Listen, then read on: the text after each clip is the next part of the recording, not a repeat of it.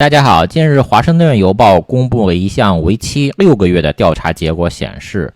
揭示了去年11月中国的细胞子访问旧金山出席亚太经合组织会议期间，支持和反对细胞的团体之间爆发的暴力冲突事件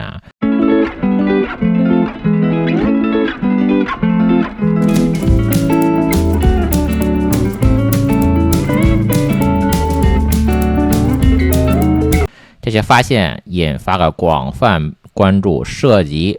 中国驻美国外交官、华人侨民团体以及捍卫言论自由的意见人士。2019年这个事件的背景呢，就是2019年11月，旧金山成为亚太地区政治和商业领袖的聚集地，吸引了来自世界各地的代表。然而，这次盛会也成为了一场政治风暴的中心，支持和反对的中国细胞子的抗议群体在会议期间聚集，形成了一幕前所未有的激烈对抗。那这些暴力行为的背后呢？调查显示，虽然支持和反对细胞子的抗议团体都存在攻击行为，但是最严重的暴力行为是由亲中国的共产党的活动人士煽动的，年轻人协调组织实施的。这些行为不仅对抗议者造成了伤害，也对社会秩序和公共安全构成了威胁。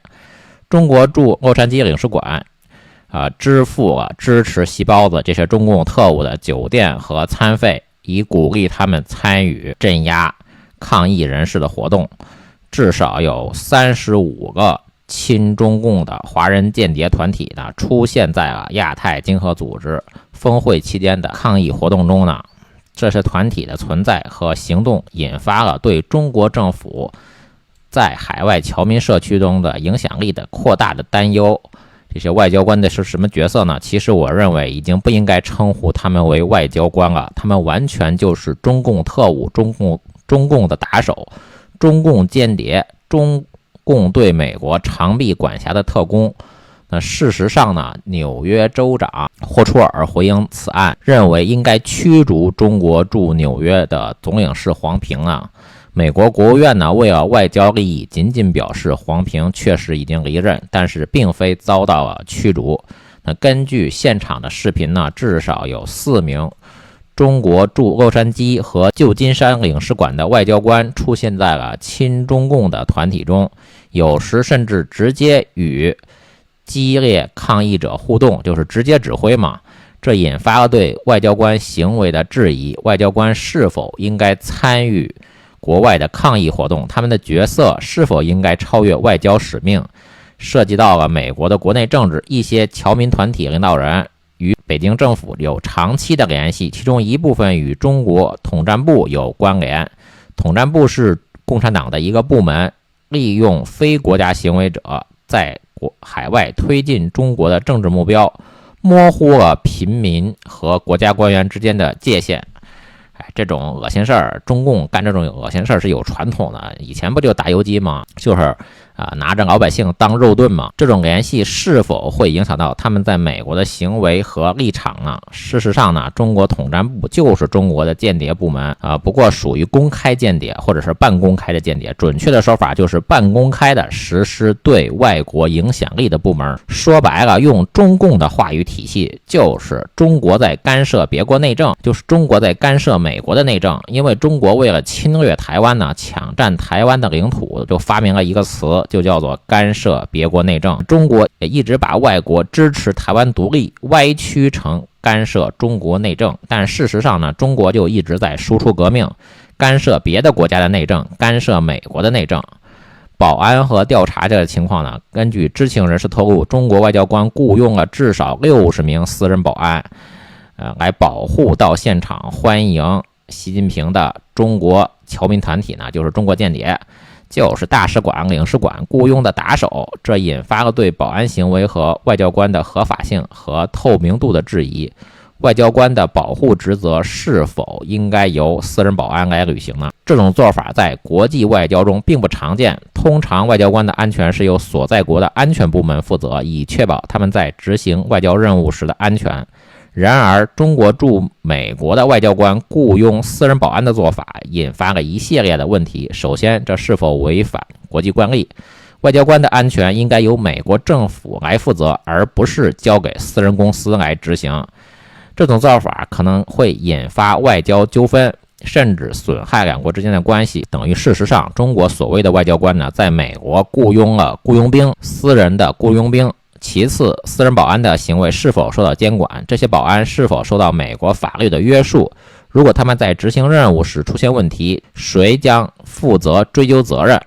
这是一个值得深思熟虑的问题，也就是中国在赤裸裸地干涉美国内政。最后一个话题就是言论自由和异议人士。这次事件还涉及到言论自由和异议人士的权益。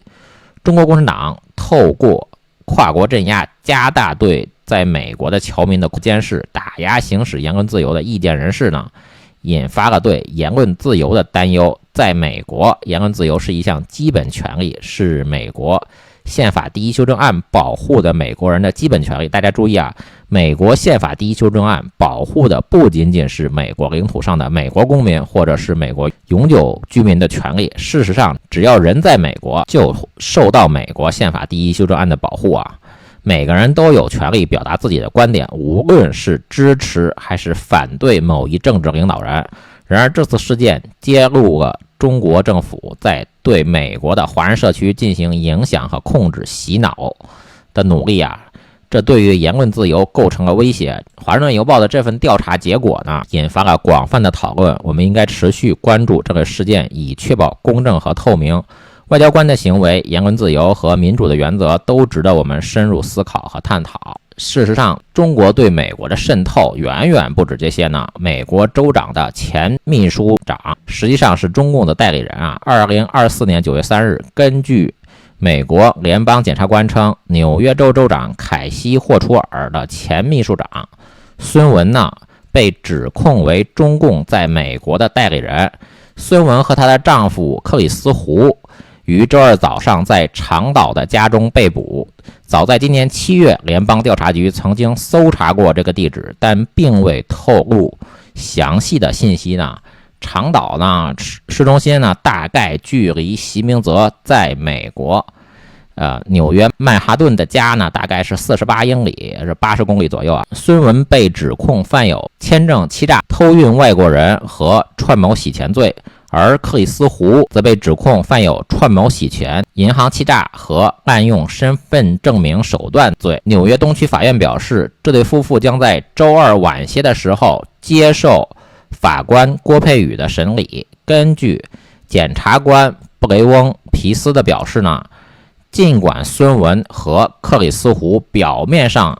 为纽约人民服务，担任纽约州行政会议的副秘书长，但实际上却致力于维护中共政府的利益。这项非法计划让被告的家人获利数百万美元。检察官表示，他们将果断采取行动，起诉那些充当外国政府秘密代理人的人，就是外国政府的秘密间谍嘛。孙文曾经在州政府大概工作了15年左右，担任过多个职务，包括时任纽约州州长的安德鲁·库莫的政府中任职。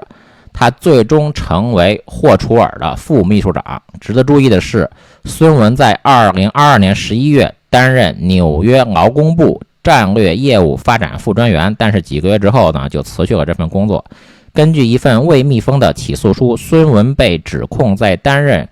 高级职务期间呢，充当中共的秘密特工。文件中将他和其他政治人物称为政客1、政客2。这些活动包括阻止台湾政府代表进入纽约州长办公室，改变政客对中共重要问题的言论，估计就是所谓人们不支持台湾独立这一类的。中共对这个特别敏感啊。获取未经授权的官方声明，并试图为政客2访问中国提供便利。这起案件引发了广泛的关注。事实上，这个具体是怎么回事呢？是2018年，河南省政协秘书长王树山希望率团到美国公款旅游，托人就请这个孙文呢搞一个纽约州的邀请函，孙文呢就直接用简单粗暴的方式满足了王秘书长，他就假冒州长的签名，发出了所谓的正式邀请函呢，是个假邀请函呢，帮助河南团成行呢，这是毫无争议的签证欺诈罪啊。王树山秘书长呢，到美国之后再次请求孙文帮忙，希望州长访问河南，去郑州签订纽约州与河南结成友好省州关系呢。那孙文再次假冒州长之名，让王树山秘书长带回州长的假亲笔信。好的，谢谢大家。